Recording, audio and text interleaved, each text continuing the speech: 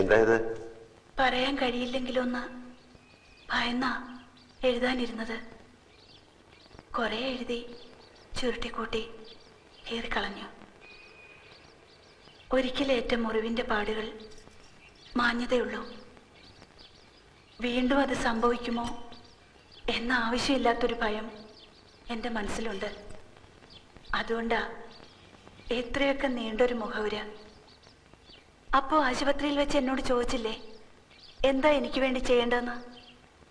ഉത്തരം ഞാനിപ്പോൾ പറയാം. എന്നെ ഒന്ന് മനസ്സിലാക്കാൻ ശ്രമിച്ചാൽ മാത്രം മതി. ഒരേ ഒരു വാക്കേ ആ കത്തിലുള്ളൂ. ഇനി അത് തുറന്നു നോക്കണ്ട.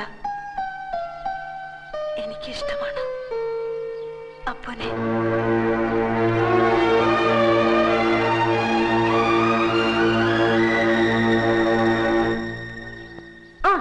അപ്പു എപ്പോഴാ വന്നേ? എനിക്കൊരു കാര്യം പറയാനുണ്ട്. എനിക്കറിയാം, ഞങ്ങൾക്കൊക്കെ അറിയാം, അല്ലേ ചേട്ടാ? അപ്പോ അളിയനും പെങ്ങളും ഞങ്ങളും എല്ലാം കൂടി കാര്യങ്ങളെല്ലാം നീക്കി തുടങ്ങി. അമ്മാവൻ അപ്പുന്റെ അച്ഛന് കത്തെഴുതിയിട്ടുണ്ട്. എന്നോടൊന്നും പറഞ്ഞില്ല. ഇനി എന്തിനാ പറയുന്നത്?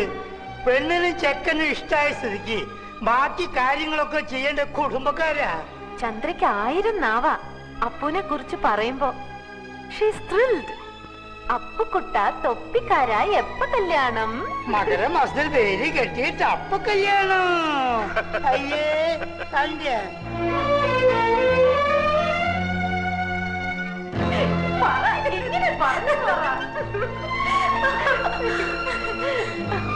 പറയാ.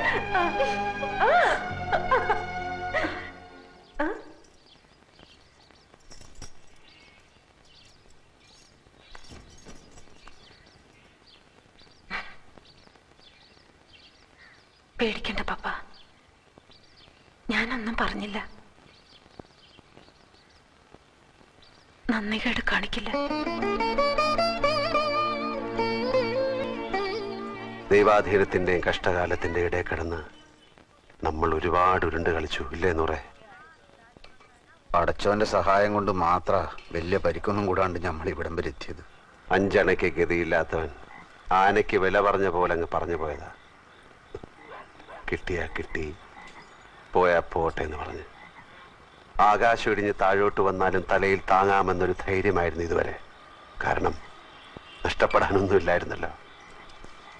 പക്ഷെ ഇപ്പോ എന്തൊക്കെയോ നഷ്ടപ്പെടാനുണ്ട് എന്നൊരു തോന്നൽ. വലിയ മിടുക്കനാണെന്ന് ചിലപ്പോഴൊക്കെ ഞാൻ സ്വയം കരുതിയിരുന്നു. പക്ഷെ ഇപ്പം മനസ്സിലായി, നമുക്ക് നിയന്ത്രണമില്ലാത്ത ചിലതൊക്കെ നമ്മളിൽ തന്നെ ഉണ്ടെന്ന്. അവിടെ ബുദ്ധിക്കും സൂത്രത്തിനും ഒന്നും സ്ഥാനമില്ല. നമ്മുടെയൊക്കെ മനസ്സിന്റെ കാര്യമാണ് ഞാൻ പറയുന്നത്.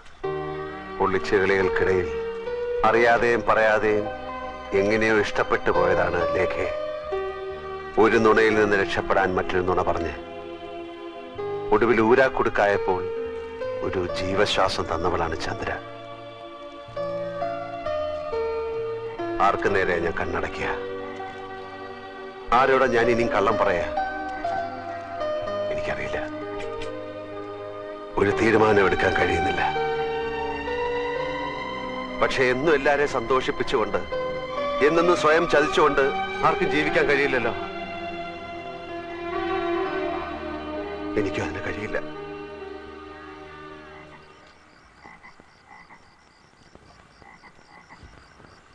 പപ്പ, ഞാൻ പോവാ. എങ്ങോട്ട്? ഇംഗ്ലണ്ടിലേക്ക്. ഇനി 6 മാസം കൂടെ കഴിഞ്ഞാൽ അടുത്ത കോഴ്സ് തുടങ്ങും.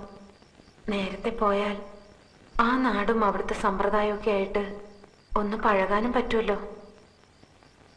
പപ്പ, എന്നെ പോവാൻ അനുവദിക്കണം. എന്നെ അനുഗ്രഹിക്കണം.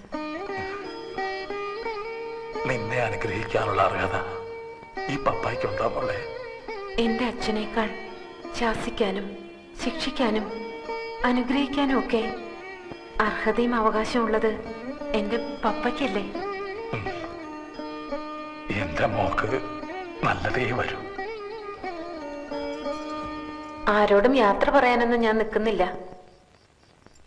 ആ ജോലി അച്ഛനെ ഏൽപ്പിക്കുകയാണ്. എന്റെ മോള് ഒരുപാട് സങ്കടപ്പെടുന്നുണ്ടല്ലേ? ഏയ്, എന്തിന്?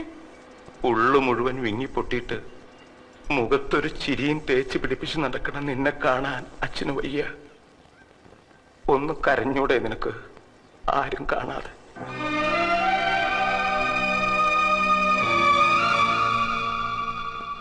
അപ്പൂന്റെ അച്ഛനുമായി അനിയമുന്ന് സംസാരിച്ചു. നിശ്ചയം നടത്തിക്കൊള്ളാനാ പറഞ്ഞത്. പെങ്ങളും അളിയനും ബന്ധുക്കളായിട്ട് ഇവിടെ ഉണ്ടല്ലോ. വിവാഹം മാത്രം നാട്ടിൽ വെച്ച് മതി എന്ന് പറഞ്ഞു. മറ്റന്നാൾ കാലത്ത് 9 മണിക്കാണ് സമയം കുറിച്ച് തന്നിരിക്കുന്നത്. ഇതാ എനിക്കിഷ്ടായത്. ചന്ദ്രയ്ക്ക് നന്നായി ചേരും. ഇതാ കുറെ കൂടി നല്ലത്. ചന്ദ്ര ഏത് സാരി കൊടുക്കുന്നേ? ഞാനല്ല അതൊന്നും തീരുമാനിക്കുന്നത്, ലേഖയാണ്. അവള് തീരുമാനിക്കണം ഞാൻ എന്തണിയണം, എന്ത് ഉടുക്കണമെന്ന്. അവളോട് ചോദിക്കട്ടെ. ഇവളെവിടെ?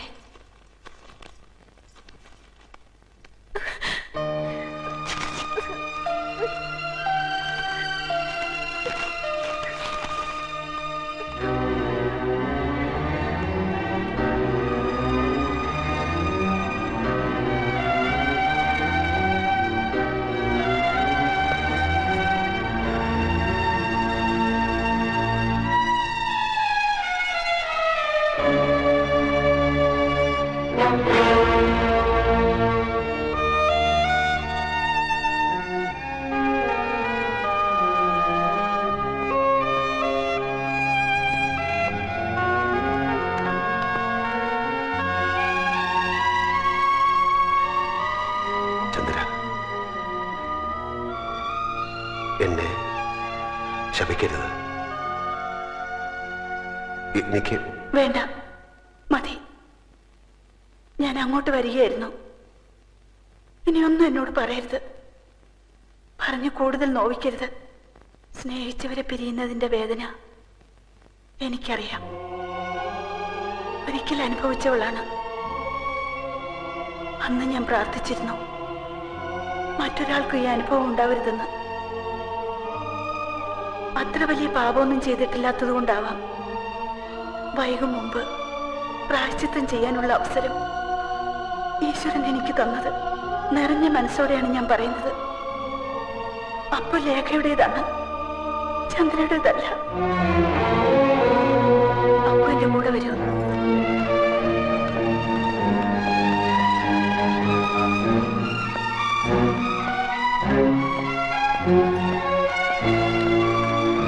ലേഖ എവിടെ? അവള് പോയി. എവിടേക്ക്? അതൊന്നും എന്നോട് ചോദിക്കരുത്, ഞാൻ പറയില്ല. യാത്ര ചോദിക്കാനുള്ള ധൈര്യം ഇല്ലാതിരുന്നുകൊണ്ട് എല്ലാവർക്കും ഇങ്ങനെ ഓരോ കുറിപ്പ് എന്നെ ഏൽപ്പിച്ചിട്ട് അവള് പോയി.